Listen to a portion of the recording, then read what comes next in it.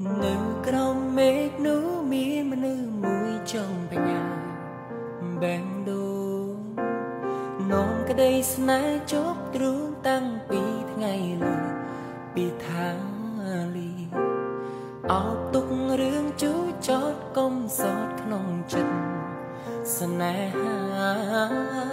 ដិតជាប់ក្នុងអរ៉ានោមក្តីស្នេហាទៅសែនឆ្ងាយក្នុងសូបិនយើងនៅក្បែរគ្នាចាំគ្រប់ពេលវេលា